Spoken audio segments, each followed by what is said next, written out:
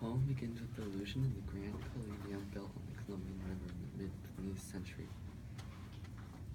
An engineering might reread the line of the speaker. Okay, so what is the speaker's feeling about the dam? I think that she feels the dam is like a blockade to like finding her. Talk a little louder. To like finding the her tribe slash her tribe, and that she doesn't want it there.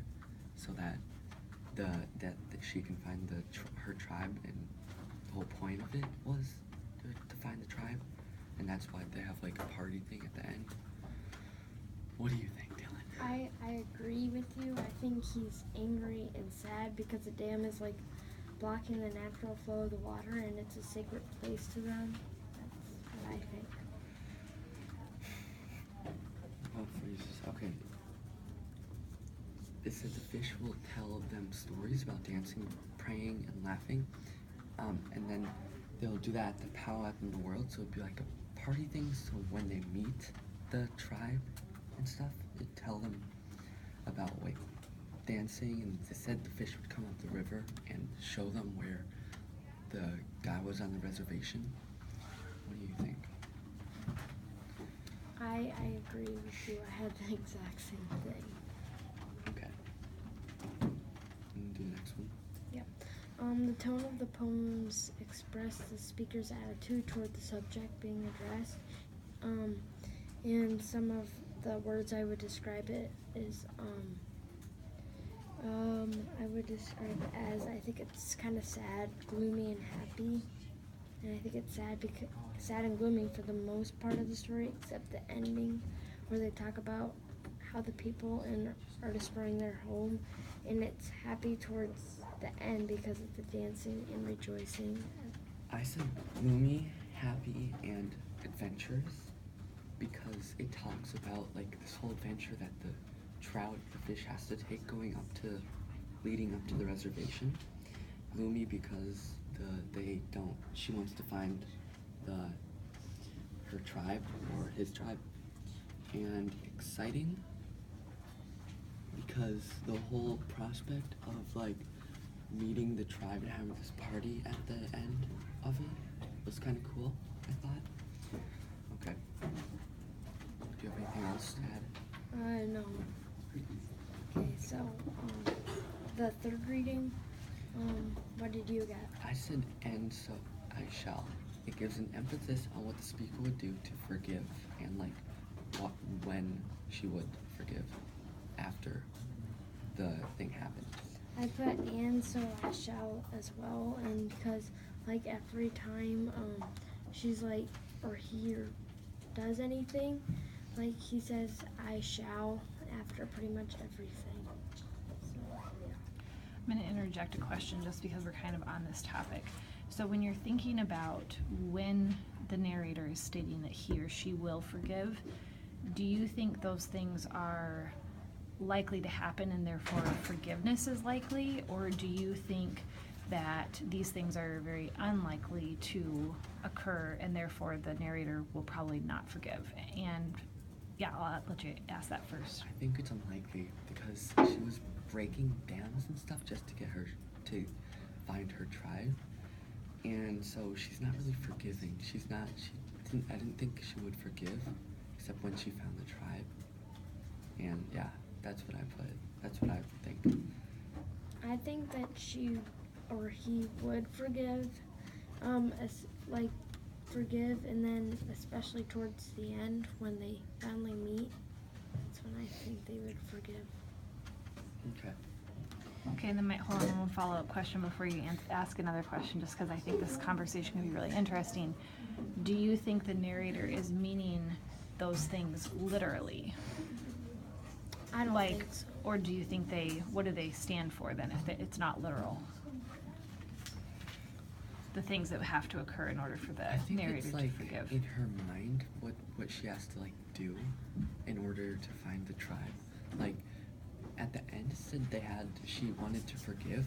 I don't think like finding her tribe, I don't think she really could forgive about that. She probably would be happy, but it didn't really talk about her forgiving anything, I guess.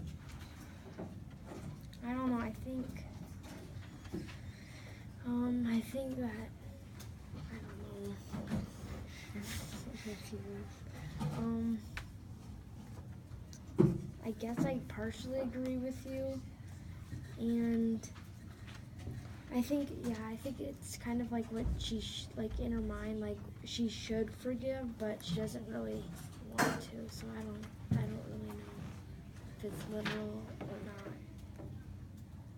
Okay. I'm gonna do a discussion question.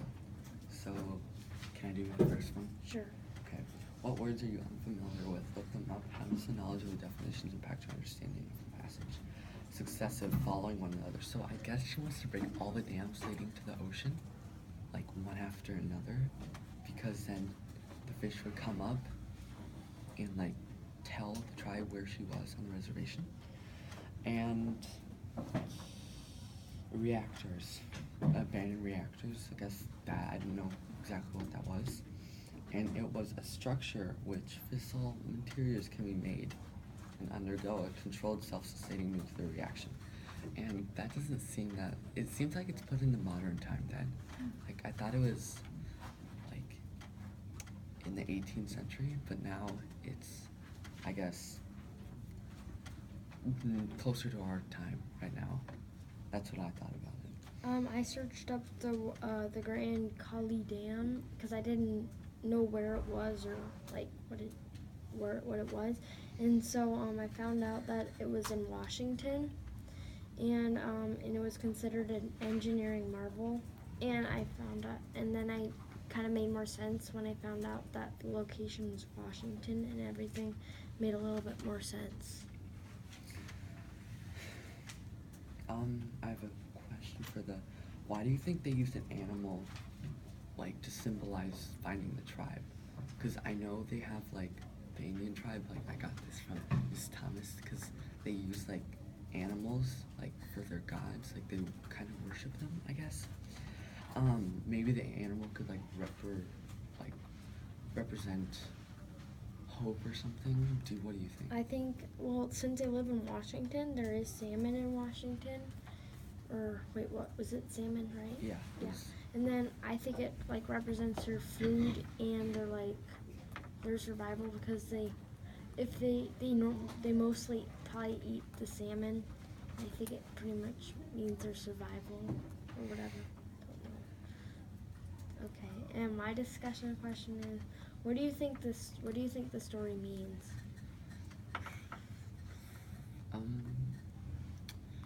Maybe finding family, I guess, even though she was all alone in the first part, and she really wanted to, like, search for them, so she broke the dams, all of them, leading down to the ocean, so the fish could come up and, like, lead them to her. Mm-hmm. Yeah, that's what I got. Anything else wanna add? No. Okay. And then for number 3, I researched the author, and his name is Sherman Alexie, who is a poet and a Native American. So that kind of made more sense, like, because he knows some of the Native American stuff, like the rituals and stuff.